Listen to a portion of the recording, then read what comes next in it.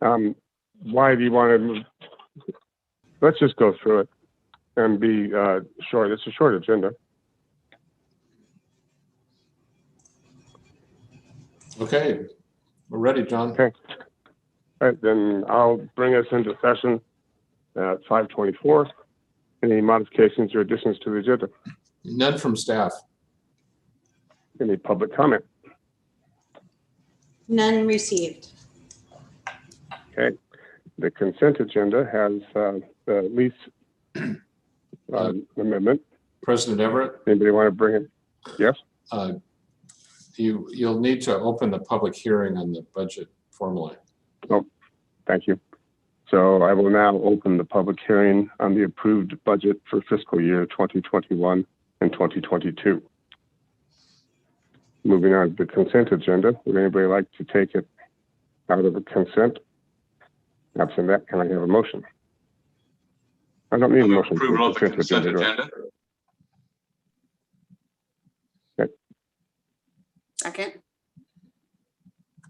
Okay, moved and seconded. Any discussion? All in favor? Aye. Aye.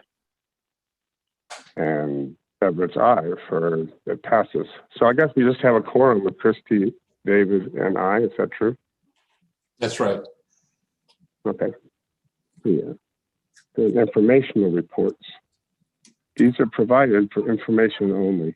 However, the issue of the 4F letters of non-impact that ODOT sent, I do want to get consensus amongst the commission that we are okay with signing those. So I would say to Commissioner Shepard and Commissioner Chapman and Commissioner Merriweather, do you agree that Michael should sign the letters of non-mitigation or non-impact? And that's to move the waterfront trail. I'm fine with that. Yes. Yeah, one's the trail and one is the impact on the parking lot and the administrative buildings. There is language that says if permanent impacts to either the port's administrative office and or the maintenance shop occur that diminish value or utility to the port, such as detrimental permanent loss of parking, the administrative office down to the project will either replace the lost functions or otherwise compensate the port for the impacts to property and operations. That's language Michael got added in been a pretty lengthy back and forth with ODOT, and I think it adequately protects us. I think it's so there are fine. 2 letters. I think it's fine. I just want to make sure that we as the commission are very mindful of anything that we're trying to do at the marina and the boat launch and all of that. You know, we always need to be thinking that this could have an impact on parking, and how do we want to plan on that moving forward? Yeah, I totally agree. Okay, good. Commissioner Merriweather?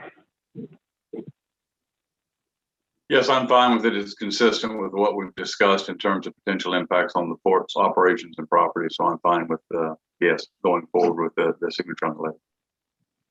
Okay.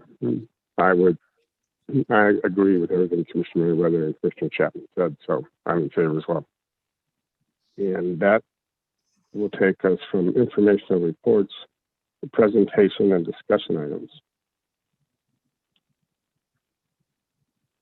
Michael, you want to lead this part? I think Hal's up first, right?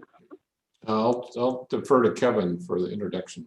Yeah, so Okay, thank you, Commissioner. So it's the time of the year where we invite our government affairs consultants and invite them to a Port Commission meeting to get a brief update on what's been accomplished over the last year and what we can see for the future. It's been a very busy year, as we all know, and kicking things off is Hal Heemstra from Summit Strategies.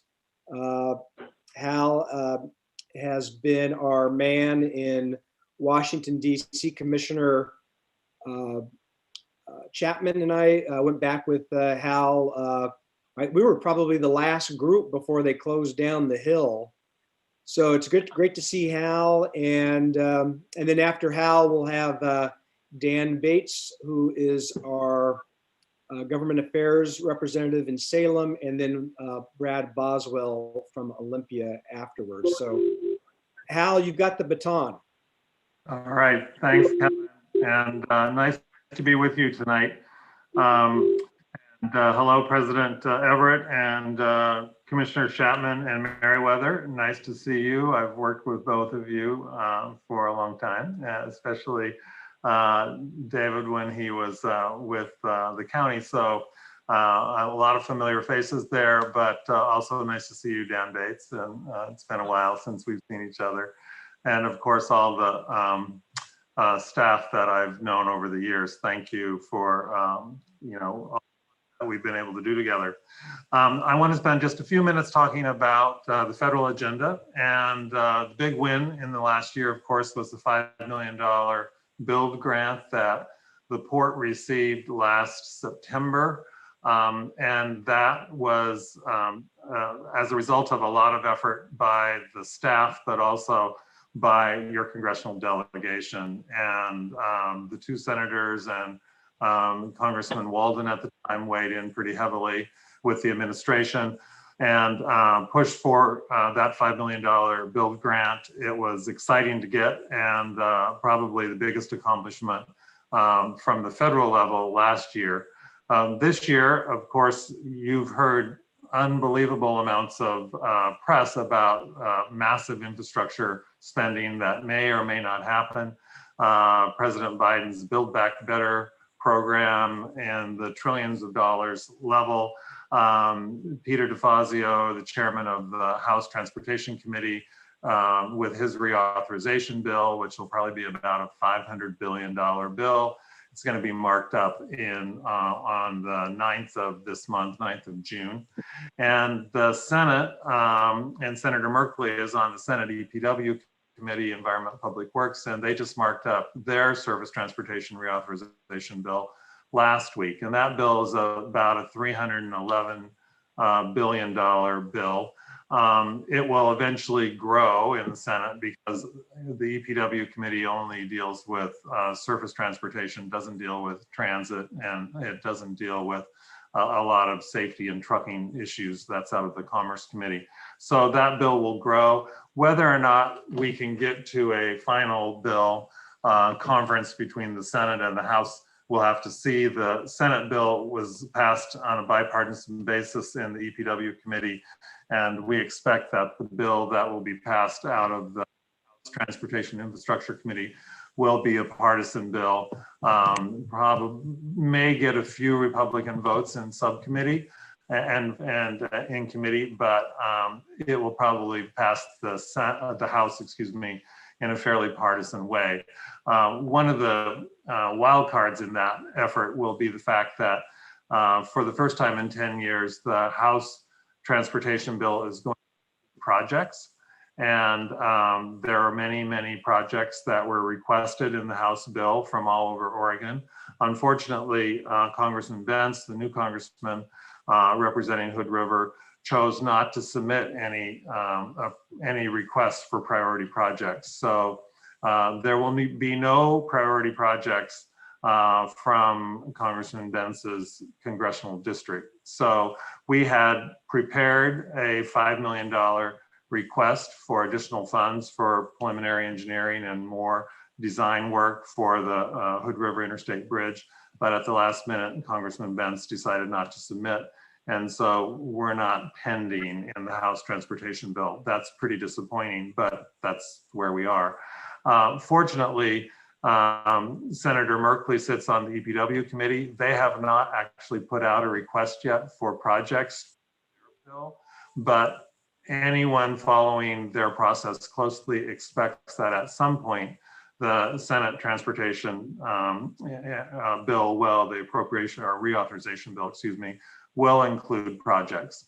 And that might not be down until months down the road, but at some point, I think we'll get a fairly panicked phone call and email from both senators' offices saying, we've got a 2-week turnaround time for projects in the Senate. So fortunately, we prepared the request for Congressman Bentz. So we've got the request all prepared, and it will be fairly easy for us to respond at that appropriate point. There's also the appropriation process, which is a different process than the reauthorization process. And on behalf of the port, we submitted 2 requests for funding for projects for the Port of Hood River. They're not bridge related. One is Lot 1, the Hangar project, and that was a $400,000 request, which I think actually has a pretty good chance of being funded. And that was, again, requested in the Senate, not in the House. And then the port requested $200,000 in additional funding for the airfield aviation hangar that's being constructed. And that, I think, also has a pretty good chance of being funded because there aren't that many aviation requests that come in through the appropriation process. It's all a little bit of a guessing game this year on the federal appropriation and reauthorization front because they have not included projects for the last 10 years. And now Congress, in the first time in a decade, has said we're going back to including projects in our bill. So we will be pending for sure in the Senate, and we'll see what opportunities there are in the House. Chairman DeFazio, of course, has a number of bridges that he's very interested in. We've, over the last 5 years, well, actually over the last 10 years, been pretty consistent in our messaging about the need to replace the Hood River Interstate Bridge. And he certainly knows about that bridge. He is probably a little more focused on the Interstate Bridge in Portland, the I-5 bridge, and also the I-205 bridge in Oregon City. Nevertheless, he certainly knows about this bridge. His staff know about this bridge. We spend a lot of time talking with him about it.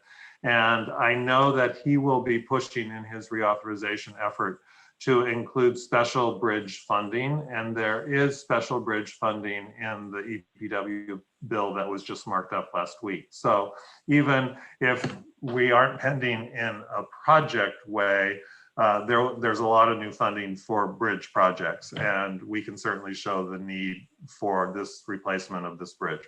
So that's what we're focused on, but we also pay attention to other opportunities like the Hangar Way project and the airfield project, and we'll continue to do that. I'm happy to talk about more detail or answer questions, but I know that we've got other presentations, so I'll stop here. Okay. If I could ask a question of Hal, please. How does it work? I mean, what's the, I guess, the way it operates if our senators include a project but our congressman does not? How does that play out when you're trying to reconcile the reauthorization? How does a project of that nature get treated? It's a really good question, Commissioner. It'll be probably in the reauthorization process. That would be it would be really important that Chairman DeFazio pays attention, and I think we've done our homework with him. So even though Congressman Bentz doesn't have anything pending, if Senators Wyden and Merkley are able to get funding for the Hood River Interstate Bridge included, we would, just go all out to make sure that Chairman DeFazio would recede to that Senate language when they actually got into a conference committee. And I can't imagine that he wouldn't, because any Oregon project he's going to be very supportive of. It's one of the nice things about Congressman DeFazio, even though he represents Eugene and over towards the coast and down towards Grants Pass. He really is using his chairmanship as an opportunity to represent the whole state.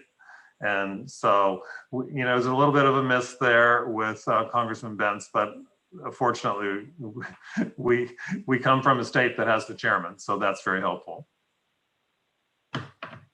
Thank you, Hal. Mm-hmm. Hey, Hal, this is Kevin. Good to see you. Hey, have you heard if Jamie Herrera Butler received the $5 million request from the Klickitat County communities? She did, and she submitted that. Thank you for reminding me. So the Klickitat County commissioners did go to her with basically the same request that we had gone to Congressman Benz with. And she made it one of her priority projects. Now, the expectation is that any member of Congress that asked for projects in the House Transportation Bill will receive up to $20 million to spend as they see fit. And so she included the Hood River request, or the Klickitat request for the Hood River Bridge, among her $20 million, her threshold of $20 million. And that's great, because I think we've got a pretty good chance of her being successful. And Congressman, our Chairman DeFazio has been very clear that even though the Democrats are in control, he is going to be very even-handed in the way that the projects are included. So the Republicans are going to get just as much money as the House members are, the Democrats are, and it just depends on whether you asked. And so we're within her $20 million ask, but that's the only specific place we're pending in the House right now. Great, thank you, Hal. Reminded me. I Great. tend to think of Oregon. I know it's a little different bringing in the Southwest Washington folks. All right, well, great. If there's not any more comments or questions for Hal, Dan Bates from Thorn Run Partners is up next. You've got the baton, Dan. Great. Well, thank you. It is great to see you all, President Everett and commissioners. It has been a great honor for us to represent you all for a number of years now. And it's fun to see familiar faces and work with you along the side, even in this virtual world. In Oregon, we are in the final throes of the session. As you know, we have about 4 weeks left. And I thought I'd review a little bit about the work that we've done this past year, and then a little bit about what we're being looking forward to in the next year.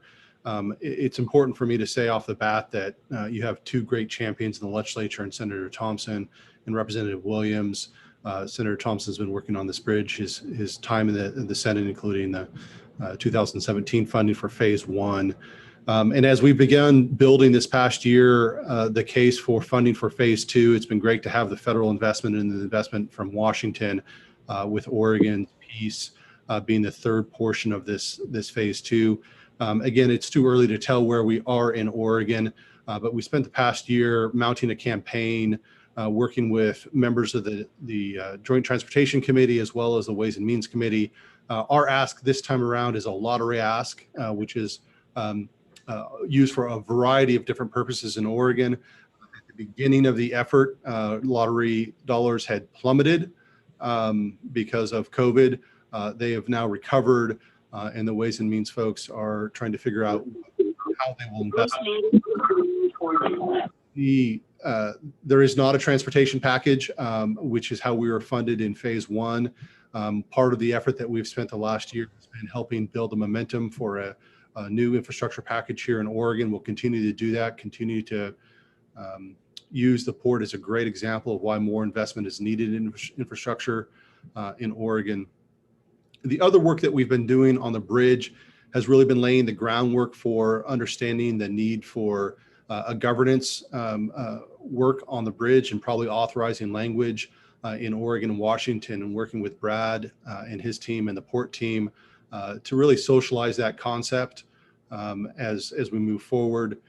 We'll talk a little bit about what's coming up in this next year, but that's been important work.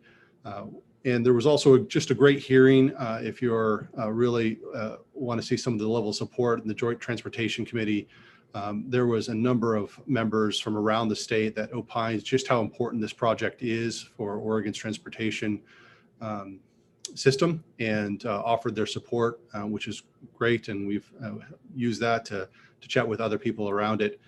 Like Hal, we've also been focused on other projects for the port, including the Anchor Way, as well as the commercial hangar project. And in Oregon, as the federal dollars began to flow from DC, it really changed the nature of the budget, and the color of money at the end of the day will matter in terms of what dollars came from the federal government, what dollars come from lottery, what dollars come from the general fund. And so we've been working with the port's legislative delegation, as well as leadership in the legislature to push some other really important critical economic development projects that might be available for funding, in addition to what's going on with the bridge. Again, we're in the final month, so we don't have the results there. The final effort during the legislative session that we have spent some time on is protecting, not that it was in threat, but some tolling legislation is moving in the legislature, and we wanted to make sure that the authority for the port to continue to do what it's doing is protected in that effort, and have engaged both the transportation leadership and the leadership in the legislature on those issues. We will see what the results are, and that at some level will dictate where we go from here over the next year. But continuing to work on building the socialization of the governance issues, working with the folks in Washington and Brad and the team there in developing legislation that will define the governance, is going to require authorizing language. We'll look to building the case for that in 2022 in the session in Oregon. That's going to take a lot of work and meeting with legislators that we've already done. I think Miles has logged scores and scores of meetings with Kevin around a lot of these issues, and it's just been it's going to continue to require that kind of work to do something in the short session, which is a far more limited session. And then we'll continue to look for opportunities for economic development projects, other projects that the port finds critical to its need in funding opportunities in the legislature. And then joining, again, building the crescendo for a large-scale infrastructure package. Hopefully that momentum is built by the work that's going on in DC, and states begin to, including Oregon, look at ways they can match those federal dollars if they flow. But also making the case independent of federal action that we need that investment here, and that the ports project is a prime project for that. I'll pause there and happy to answer any questions. Again, it's been a pleasure. It's been a great success over the last few years. We have a lot more work to do.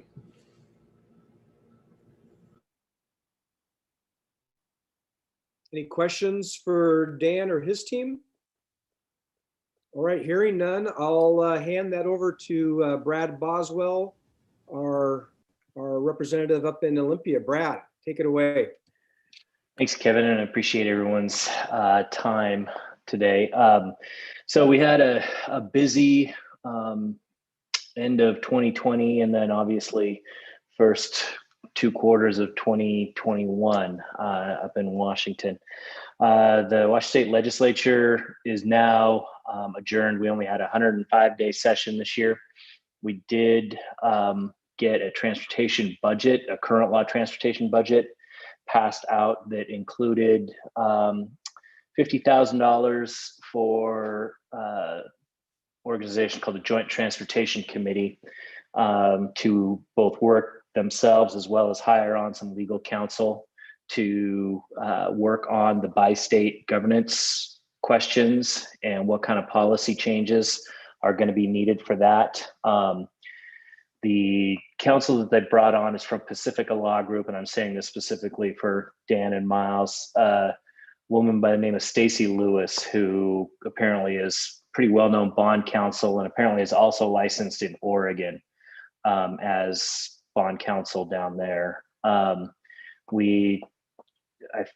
I think the expectation is at this point, in the brief conversations I've had, is that they're willing to work with not just Steve, but any of your legislative staff or anyone else if there's, in kind of a joint effort to try and bring something forward in the next 2 years from a policy perspective. We were also able to solidify and make clear $5 million that was appropriated out of the transportation budget to the Klickitat County to help fund ongoing bridge efforts. We'll have to see how, and I'm not sure exactly how that is going to all flow and what kind of activities and what's going to happen there with Klickitat County and the partnership on efforts to continue this bridge project, but there is $5 million available for that. Looking forward into next session and this coming, the rest of the year, we're going to be working and focused with the Joint Transportation Committee and trying to get all of those policy questions, of which I think there's going to be quite a bit, hashed out. I'm sure there's going to be work engaging with Klickitat County on figuring out how the $5 million is going to flow or work or get spent on. And then Washington, just like Oregon, is actively working on a much broader transportation package. We've been identified in, at least on the Senate side, within that transportation package for somewhere between $100 and $150 million, depending on which version you've seen from the Washington side.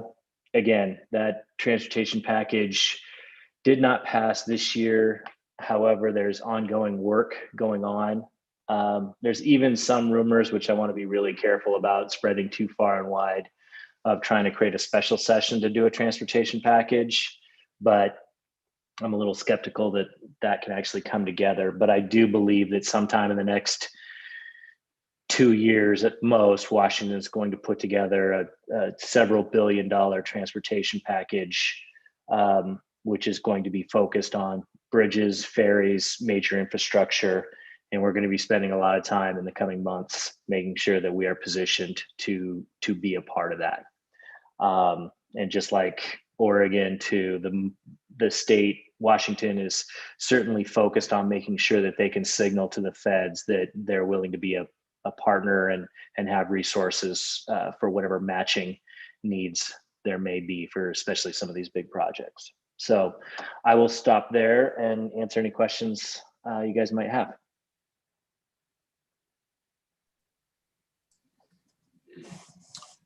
Brad, could I ask you to characterize for the commission what the reasonable expectations would be for I assume the next short session in Washington and Olympia?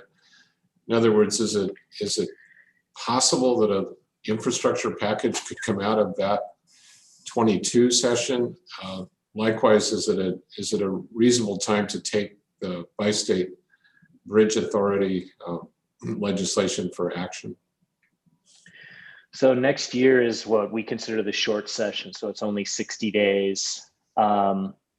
Historically, the 60-day session is not when at least the Washington State Legislature likes to tackle big issues, because that's very close to the election cycle. So, once you get into that short session and butting up against an impending election, it becomes harder just from a political perspective to get a major tax package over the finish line. That said, Washington has some very serious and significant transportation needs right now, that the longer things get delayed, the more expensive and the worse the ultimate costs are, specifically on bridges. Anyone who does follow, Northwest media, there's a very large bridge over downtown Seattle that isn't doing well and is currently shut down. You have multiple bridge projects, especially also the Columbia River crossing, the other bridge that we certainly don't want to emulate as far as the controversy and the challenges associated with, but that everyone knows that it's some kind of resource in the tune of $1 billion at least from Washington has to start flowing that direction. So there is the possibility of it. It'll be harder. I do believe that no matter what, there will be some kind of transportation, though, within the next 2 years package. Thank you. I have one question for all three of you. Thank you for your time and for the update. At what point do we kind of have you guys start updating, and maybe this is a question for Michael and Kevin even too, what point do we have you start updating the bi-state group so that everyone is, you know, on the same page, messaging the same thing to all of their legislators and leaders? Because you know, just with how much we have moved forward in a good relationship with the bi-state group, I think we've accomplished a lot of things in a very short amount of time. And so I'm just wondering when we want to start really looking at getting this conversation moved over that group. And still, it's probably premature at this point. Do you want me to start, Kevin, or do you want to take it? I think that would be great. I mean, we try to have Miles and Brad attended those bi-state working groups on a somewhat periodic, but I'd be interested to hear from you, Brad, and others, your feelings. Well, I think that part of what sold the $5 million was the actually pretty amazing working relationship that's going on right now between the Washington, Oregon, and those efforts. And you guys really should pat yourself on the back, because especially when you compare and contrast the other projects that are around, this one really has, from a interpersonal and a bi-state working together mechanism, gone really, really well. We did have Senator King, who is kind of the prime driver for us on this, on the bi-state meeting last 2 weeks ago, I guess. He kind of did a victory lap with that group, and they're pretty well aware. And we really have everyone rowing in the same direction. It's really fun to see. So that's a long way of saying we've been doing, and we're going to continue to do, and as much as possible, keep everyone apprised of what's going on. I think that's a really great question and suggestion, Commissioner Chapman. I have not participated in the bi-state briefings or work, and I'd be happy to do that. I think it's been really helpful at the federal level to be able to emphasize that the state of Oregon state legislature put in money, that now the state of Washington state legislature is putting in money. And so that's a great story to tell, but I have not emphasized the bi-state working relationship as much as just the state legislatures stepping up. And I think that is a good story to tell, particularly when you read in the recent quotes from Chairman DeFazio, how frustrated he is over the I-5 bridge project, and how disappointed he is on the lack of progress and development of that. So being able to contrast this project with that, I think, is something that he's really willing and anxious to hear a good story. So it's a good suggestion. Hal, just to bring up, in the conversations that I've had with Senator King and Miles and Dan, he is absolutely willing to do joint letters with his Oregon counterparts or whatever. If there's something that would be valuable for you that he can do, he is absolutely ready and willing to help however he can. This is certainly, I'd call this one of, if not his biggest priorities. That's great to hear. I've worked with Senator King on some projects in the Walla Walla Pasco area, and so it's great to hear about his enthusiasm on this one. From the Oregon perspective, we've also engaged with the bi-state working group and happy to continue to participate and update folks as needed. I actually think the conversation around governance really is a nice venue to work some of that together in the legislature to make sure that folks are singing from the same page. And I would just echo the comments that the lack of controversy around working together and the actual fruit that it's produced is a great selling point on this project. And the more that we can demonstrate that for us, the better we can do it. But by and large, folks are are really comfortable with where we are. And it's this next step that will help sort of fashion it a little bit more. Great. Thank you, Dan. Thank you all.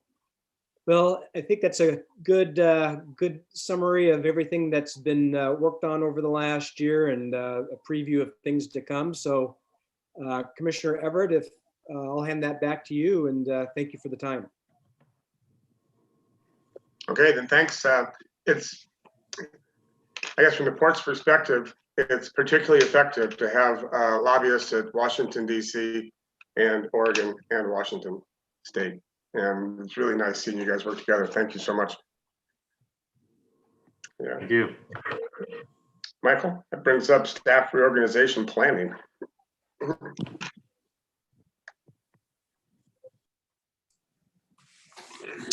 Boy, I always enjoy that when the folks that are doing so much work in the capitals are here to give us an update. So this item is fairly self-explanatory. We've discussed this a couple of times. What I think you haven't seen, and maybe it should be for the first time, is a visual of the organizational chart. So let's maybe zoom a little out. Yeah. So from the top, this is a standard organizational chart that we've used for a long time. But the changes are noted in the blue, which are new positions, potentially recommended new position. And you see the position, the first shaded one from the top is the deputy director. So this would likely be an internal recruitment. And the intent is to identify someone that, of course, can begin to take on some of the additional responsibilities associated with the executive director and learn and gain knowledge of other areas. What that can do is provide a person that in the future could be a strong candidate for the executive director or act as a knowledgeable interim in what's usually a long process to select an executive director. Below that is a new position as well, and this one is an intent to consolidate, first of all, support and help out on the records and the filing side, but also allow a position that can support multiple other positions in terms of filing, contract management, and the other administrative tasks that are sometimes so challenging because we have different individuals that are each working, taking on a lot of different work and really need someone that they can turn to assist at various times. That's especially important with capital projects. So you can see the dotted line which connects with multiple positions.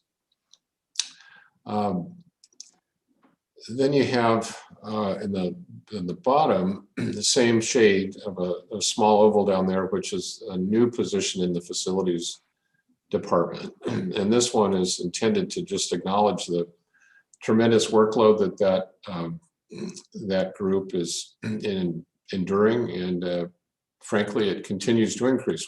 Over the last 5 years, we asked the facility staff to take on additional small capital projects. Sometimes they're larger, but they require, they save money, but they also require dedication of staff that can operate a backhoe and put in some base gravel and a variety of other more technical construction aspects. And we really need some additional people power out there. So that would be a hire that would occur, likely the hiring process would occur late this year.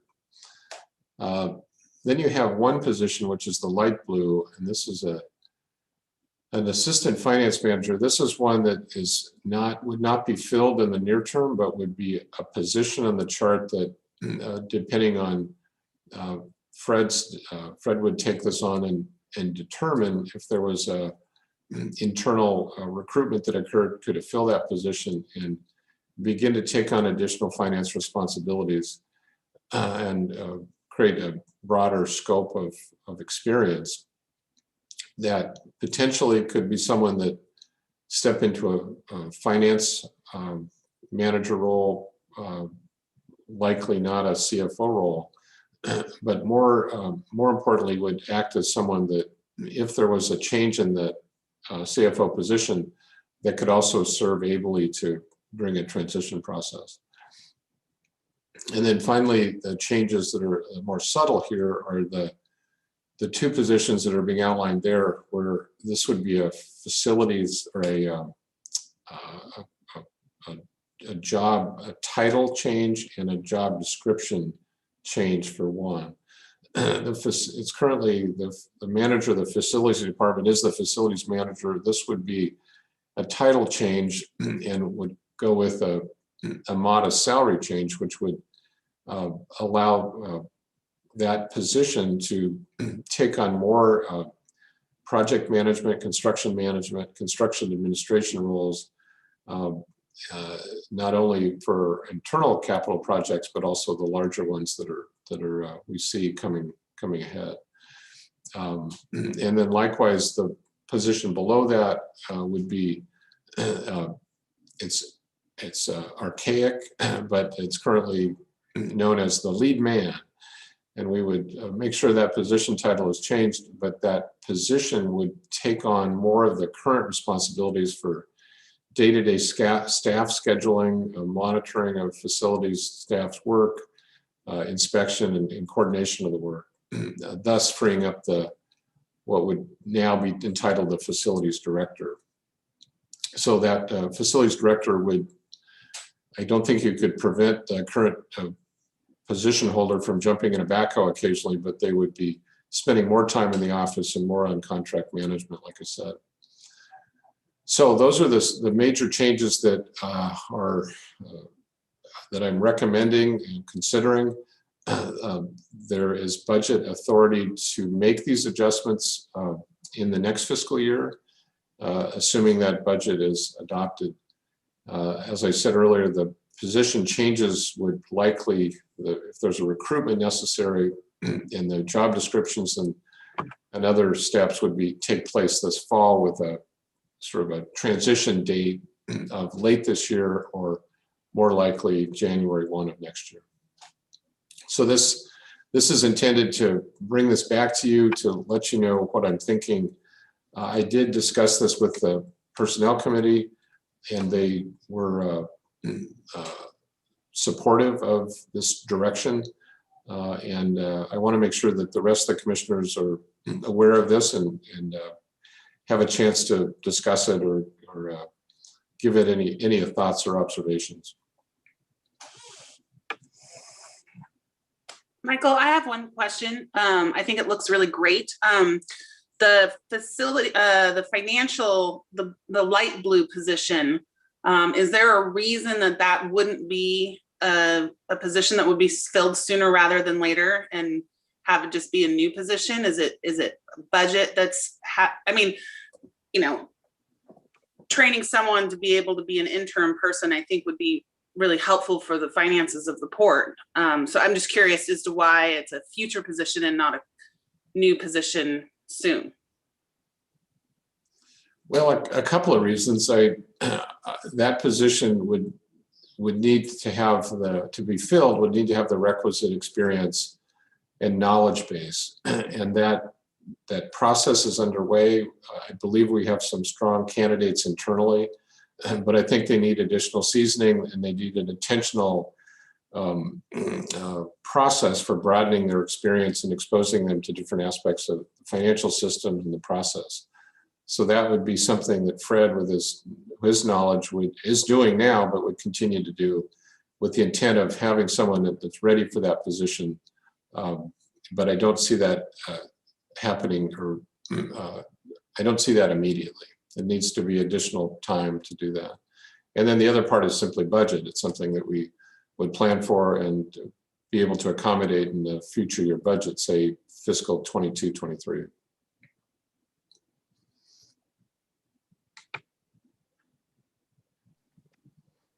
Okay, are there any more questions?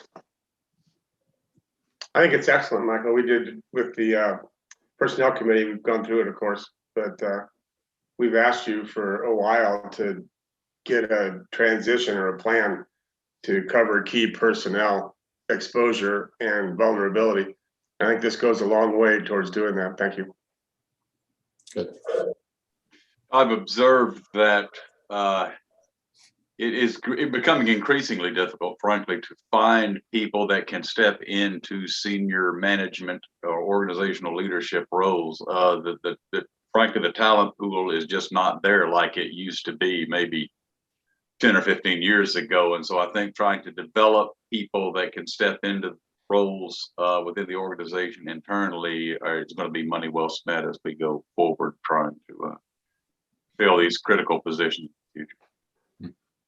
Two was the fact that this is the time of the year or getting close to it where my annual review happens. That's of course handled by the commission as a whole. But there's if you recall last year and in all prior years, there's a process that occurs. So my intention is to bring this to the commission meeting on the 22nd of June. At least that's what I recommend. It's entirely up to the commission to determine the schedule. But my recommendation is in large part from the fact that the commission will be changing its makeup and 2 new commissioners will come on board. And I don't think it's entirely fair to bring a personnel or a performance review evaluation to new commissioners when they're just starting out. So I think it's because of the transition, it's I would recommend that this commission do the review so that that's not something waiting for the new commissioners. If there's agreement about that, and I want to make sure there is, the rough schedule would have me finishing my self-evaluation and annotated work plan by Friday of this week. Then it goes to Jerry's office, and then Jerry's office would package that with review forms, blank review forms, and then that would be pushed out to all the commissioners. The commission would have a week to 12 days to fill out the form and return it to Jerry, and that deadline tentatively would be the June 16th. So the intent would be to have each individual's reviews of McElwee back to Jake's office by the end of that week, around the 16th. And then on the 22nd in executive session, those packets, those materials would be, or prior to that, would be shared with all the commissioners, and then the commission would have the discussion about the performance of the executive director. There wouldn't be any action items coming out of that. If there were any, that would happen from a subsequent meeting in July. So I went through that with a little bit of detail. I just want to make sure that the commissioners that are present are comfortable with an approach that brings this for my review for your consideration in June 22nd. I think, yeah, I can get it done by then. Is that comfortable for Commissioners Merriweather and Chapman? Yeah, I don't have a problem with that. Yeah, sure. I'm fine with it. I do wish Commissioner Strike and Shepherd were here to voice their attitudes as well, but I'm fine with it. Okay. Second, it's a question for the current commissioners. In-person meetings. It feels like we're at the tail end of the need for Zoom. What are your concerns, or do you have any issues with getting together? The first meeting in person could be the 22nd, or it could be the meeting in July. I would point out, though, that we have 2 commissioners, both of whom are present, that are leaving the commission, and typically we try to embarrass them and cause them anguish and grief before they leave, and that would be harder to do on Zoom. I'm perfectly capable of embarrassing myself, by the way. But I'm fine meeting the next meeting in person. I think we've all been vaccinated, and we are aware of what those protocols are. I'm fine meeting on the 22nd first. Okay, good. Commissioner Chapman? I'm good with whatever everyone wants to do. I probably would like to get a check-in from, because I know that Commissioner Shepherd had voiced some concerns, and I don't know if that has changed, just because he's got, close family here in town. And so I'd want to make sure that he gives the thumbs up, but I'm okay. I'm okay as well. Being vaccinated, however, I think makes the difference. And I am not clear on the vaccination status of all 5 commissioners. Okay, we'll check in with Commissioners Strike and Shepherd, but unless there's an objection, and we could perhaps have a Zoom option if someone is uncomfortable. We'll tentatively plan on meeting in person on the 22nd. I just wanted to point out, we attached some illustrative drawings that show some modifications to the port front office. This work is hopefully can be done in the next month, 4 weeks to 6 weeks. It's intended to solve a few challenges here. One is the problem with noise, and with the extension of the wall, the hard door there, instead of the swinging door, will, we believe, cut down on the noise transference from the front desk, front counter area to the rest of the office a lot. And then some of this is driven by COVID. You see a drop-down plexiglass screen. And so even though, we're COVID is tailing off, in some ways this is a good practice for flu season and for any variants or whatever. So it allows us to provide a facility that can accommodate concerns, both noise and health driven. If you notice the drop-down desk or counter area, that's an ADA requirement. So there has to be a lower counter for wheelchair patrons. This was part of the larger office remodel that would move the filing system back in condition space in the current garage space, and allow for some additional workstations that are behind the a little hard to see, but back where the through that through the little window that isn't showing you the window there, where the current office supply area and copy space is, back in there. So we would cut down the wall that's in the current office, north-south wall, and allow for some additional workstations there. So it allows us to accommodate additional, say, seasonal staff, interns, allows people to come down from the booth and work on things. And it frees up some much more productive space for people in activity instead of storage. I don't know the price for this. The intent would be to go out for a bid or quote process here in the next week and a half or so. So I guess I wanted to make sure you saw that. And unfortunately, even though it's about time to open up the office, we think this office remodel will require the office to be closed for a while. So likely we'll keep the office closed until this work is done, which will push office reopening likely into mid-July. Any questions about that? I note that Greg Hagberry's accepted the position of property manager.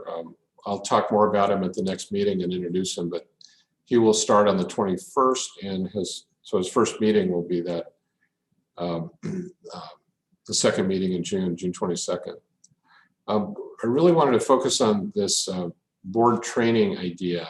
I want to make sure that the commissioners that are continuing on, so I guess it's Commissioner Chapman on this meeting, that you are available and are able to attend. That's the same meeting as the scheduled July meeting, July 13th. And the idea would be to go ahead and have the whole board get together with a 90-minute training session in the afternoon.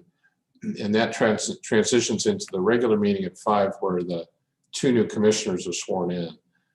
So we try to do both at once and have everyone together for George Dunkel from SDAO, which is always a really excellent presentation and about board activities.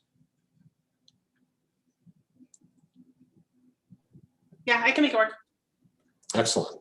Well, we'll check in with Commissioners Strike and Shepherd on that. Just a couple more things. We heard late today that the staff, OSMB staff, has recommended approval for the grant to upgrade the approach ramps at the marina launch. So it's not for sure. There's a OSMB board meeting on the 3rd, so a couple days from now, and one of us will need to attend and say a few words and answer any questions they have. But it's good news that it's a $132,000 grant that at least staff is recommending approval on. And then finally, we have the selection process. We needed the solicitation for the RFQ went out for the airport engineer. We need to initiate the selection process, and I need a commissioner that's willing to volunteer to do that. It'll be basically filling out a review form for each of 2 respondents, 2 engineering firms that responded to our RFQ. It's scoring them, making notes, and then ultimately the committee their scores will be tabulated and we'll have a recommended engineer. Optionally, the committee could get together and interview the top ranked firm just to make sure. But there's a 5-person selection committee, and a commissioner is listed in the RFQ as one of the participants. And even if you're not going to be serving again after June, you can still be on the selection committee. I think we should voluntold Hobie or Ben. Just kidding. I would like to reach out to either one of those commissioners to see if they would want it. I'm not speaking for Commissioner Merriweather or Everett, but if I only had a couple of weeks left, I don't know. But if nobody wants to do it, I could make myself available. But I don't think I should be the first choice. Okay, so I'll reach specifically out to those 2 commissioners and ask if they are willing to take that on. All right. And I'm going to say that's my report. Any other questions? Okay, there's no questions for Michael. And we can move on to the Commissioner Committee reports and bridge replacement. Bistate Working Group. Christy, what do you think? Commissioner Chapman? Well, from what I heard of the meeting, I did have to jump on a little bit late. And so Commissioner Everett, I would love for you to update people on all of the good news that Senator King shared that I missed, but I watched it later. I think that things are moving along well. I think that the committee is doing, it's definitely moving in the right direction and the right questions are being asked. And everyone is really dedicated to getting this bi-state authority as something. One thing I did want to point out is it was interesting news. I know that before when we had talked that there was always the question of borrowing capability and having a new entity without a credit rating was always going to be a big question. And that he checked into kind of what that would look like. And because there is an existing bridge with a huge history and existing tolls, that he didn't think that that was going to be as much of an issue as if we were going to be a brand new entity setting up a brand new bridge. So that was really encouraging on being able to possibly move forward with a more formalized bi-state group. So that was my key takeaway. Yeah, I agree. The part with Senator King was very much him coming to say we did it. You know, it's been a long time coming, and it's in hand, and there's $5 million on the table, which doesn't come tomorrow, but it is on the table. And I would add that the nature of the Bistate work group is going to change when, you know, I leave and Commissioner Bitton from the county leaves, and there hasn't been, it's time for that committee to form a real organizational reality for itself, and they haven't done that yet. And during that process, I think it's really important that every government entity, but the only one we have any control over is this one, remains supportive, and particularly supportive of our committee members that are leading that effort at the Bistate work group. That's what I got for a takeaway. Yeah. How about urban renewal, Commissioner Merriweather? Yes, there were actually two urban renewal meetings in May. The first one was the regular meeting, and it dealt with really the only business item there was for the Urban Renewal Agency to borrow $750,000 from the city of Hood River to pay for a large portion of the stormwater work that was done with regard to Hood River Distillers. The Urban Renewal Agency had a few $100,000 available, but borrowed $750,000 from the city that it intends to pay back then when tax receipts are collected in November. So that was a relatively minor item, just a way to tie that up for the phase one of the storm drainage work. There are subsequent phases to that project that will occur in subsequent years. The other meeting was essentially the budget hearing, and it lasted about 5 minutes. Went through the proposed budget for the 3 different districts, Columbia Cascade and the waterfront and the Heights, and there was no public comment or any issues with that. So it was approved. The budgets were approved by the budget committee or by the Urban Renewal Agency, and then they would go on. No, I'm sorry, that's it. They don't have to go to the city council, but of course 7 of the 9 members are city council. It was non-controversial. On the phase one, the whole stormwater line, is it the funding of it? Are we off the hook as a port? Yes, basically.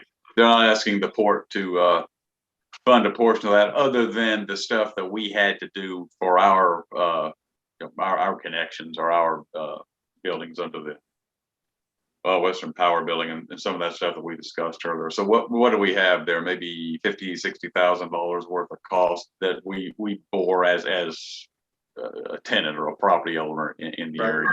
But the rest of it, no, they did not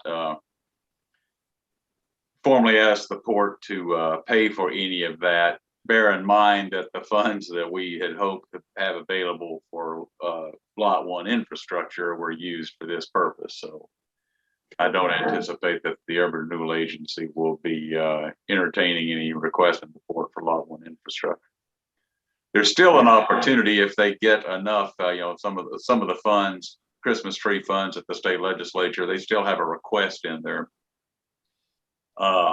to be reimbursed for a lot of the cost of this. If that happens, that might free up some money, but they don't anticipate extending the borrowing capacity of the Urban Renewal Agency, which would be necessary after these funds are being spent on storm drainage work.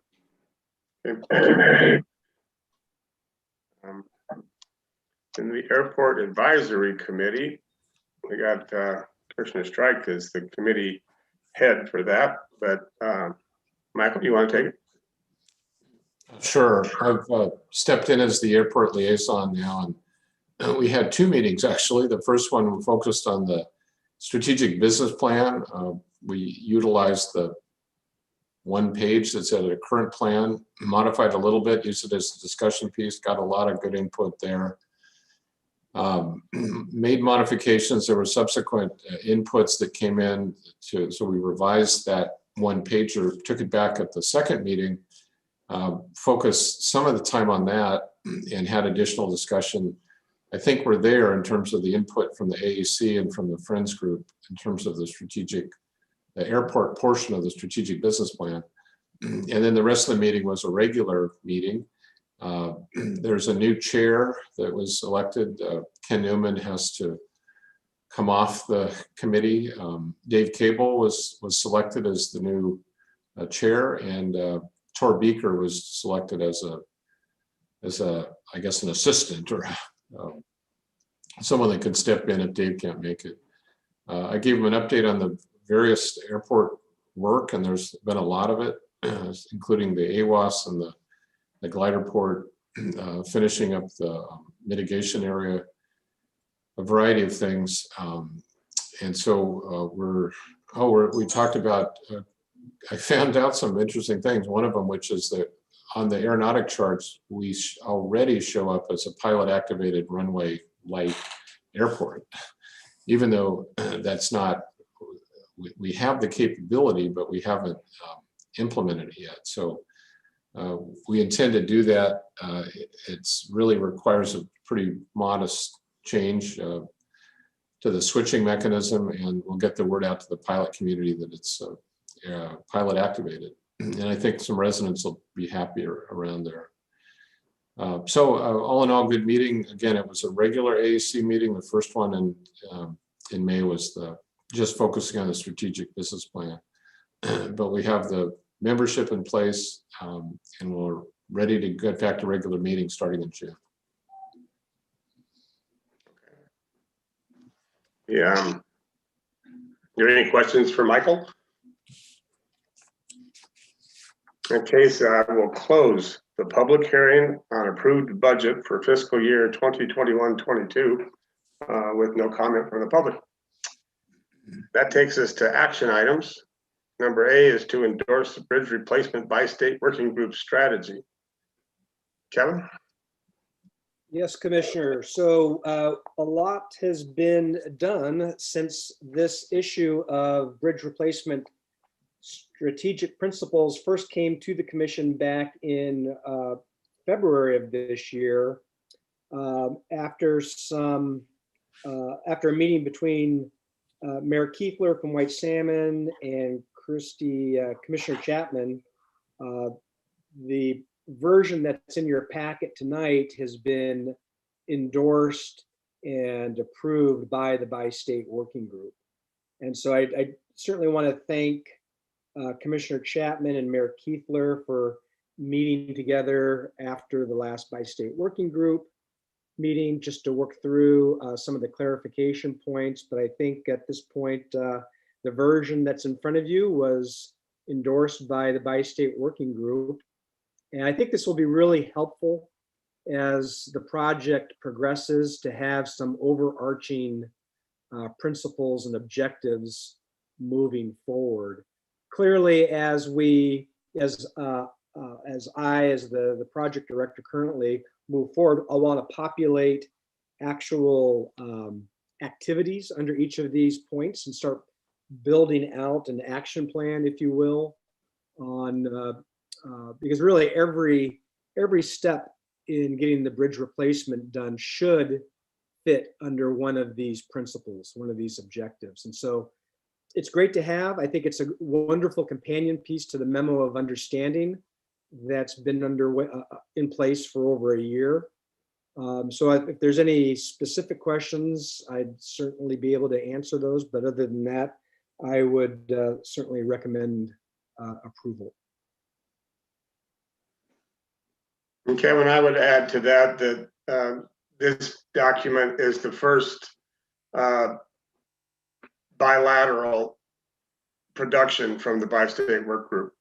I mean, it's the first concrete piece of work that both North and South Shore have contributed to make, which I think has a lot to say, but adds a lot to what importance it has as a management tool. Absolutely. Yeah, oh, sorry. And Kevin, thank you for all the work that you did on this, and just echoing that, an actual echo, is that the Bistate group, I mean, it was unanimous. It was incredibly supportive. Everyone, there was no problems or issues from anyone in the group in being supportive of this document. So just good job to everyone for all their hard work.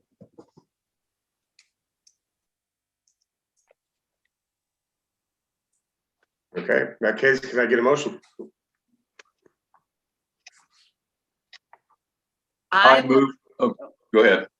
Okay, I move to approve bridge replacement strategy objectives as endorsed by the Bistate Working Group. Second? Moved and seconded. Is there any discussion? All in favor? Chapman, aye. Meriwether, aye. Everett, aye. Passes. Great, thank you. Thank you, Kevin. Then up next is the approved modification additions to fiscal year 2021-22 budget.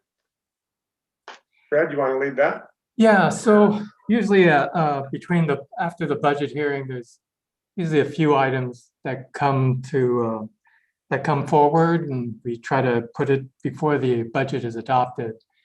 And we find out some more information. So one of the two top items was in the next year's budget, we put in some insurance reimbursement. Well, we'll get the rest of that this year instead of next year. So I was thinking taking that out.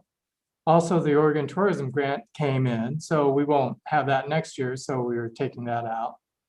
And then third one is just to look at the seasonal wages, making sure that we just put enough appropriation there in wages. Not that we would use it, but you definitely want to make sure if anything does happen, let's say another, pandemic, a second round or something, you want to have a little extra cushion. We're running pretty close to our budget with our costs. So putting a $35,000 in additional, just you put in the seasonal bucket, and usually whether it occurs or not, but you have it there. So that was the third item.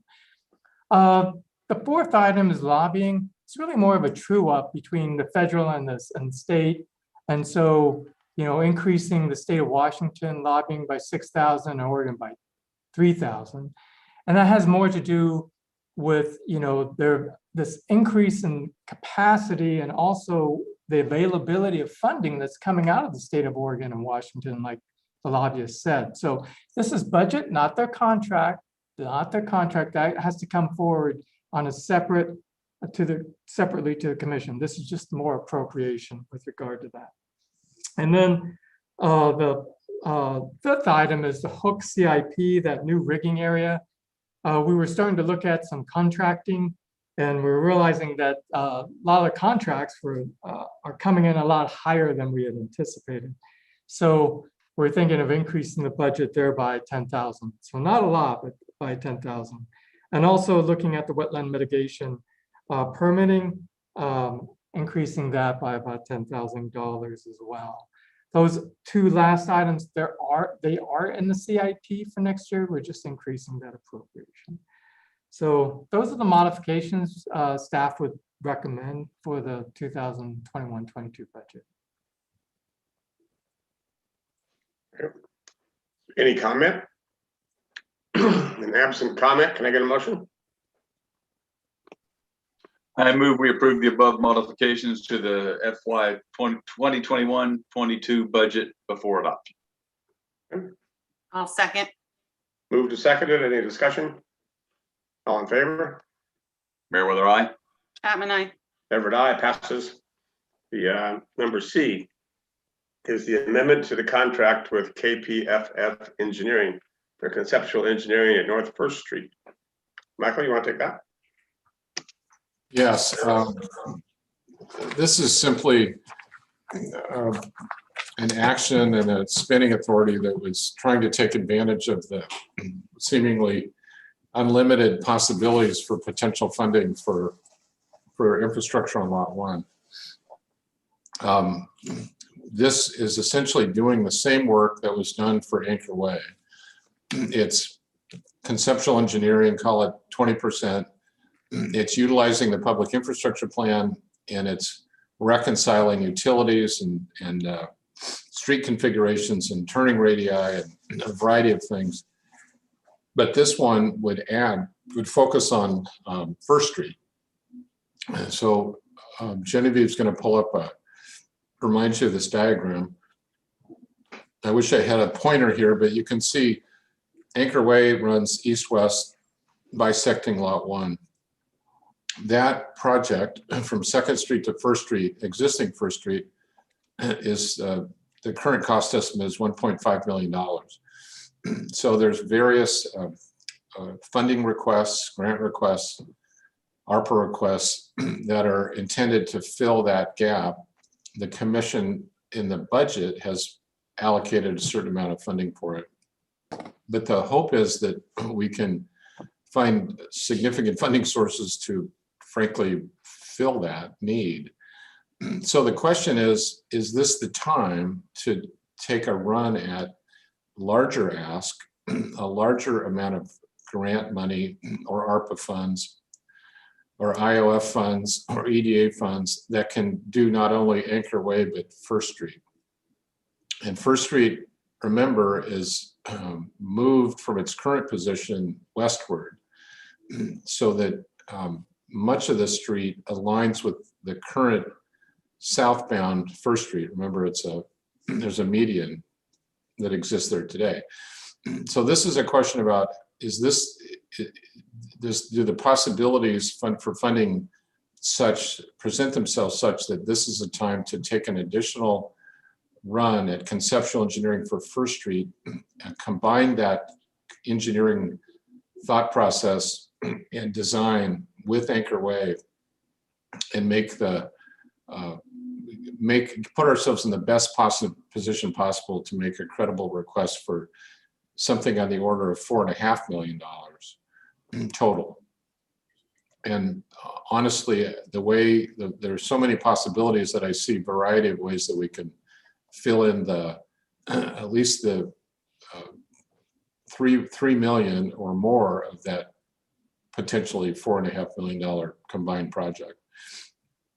There's additional complications with 1st Street, both in terms of the utility configurations, the outfalls, where the stormwater outfalls go into Nichols Basin. And importantly, it literally moves the entire street away from the top of the Nichols Basin bank. So suddenly what's created there is at the north end, more parkland. And at the south end, it allows for that area for smaller retail buildings. So the waterfront refinement plan actually has an overlay that allows commercial buildings to be there, albeit 1 story and albeit not exceeding 7,500 square feet. So this is a play for a much larger, more significant configuration of the Lot 1 area. And I'm recommending this because I think it's a really unique opportunity to see if we can put a funding package together for a big chunk of this. The last thing I'll add is that if you go to the south end, you see Riverside cutting east-west, and you see some improvements that are south of that. Angled parking, new sidewalks and things like that. That array of infrastructure projects down there is not, it's not near the top of the list for priorities. So in this revised approach to engineering of 1st Street, we would be looking at engineering improvements from Anchor Way to the north, not including that portion. And if we were successful, we would either have to budget for connections that would fill in that new park space, connections to the existing trail, plaza, prepare for the possibility of another restroom and a variety of things. Or we would have to simply, depending on budget, focus on the street and leave those areas as just lawn area for a future project. But this is intended to get 1st Street on the engineering map and be able to present updated cost estimates, see where we are in total ask, and then provide that credibility for the grant applications that are or opportunities that are in front of us. So that's the reason for this, and we would recommend approval of this.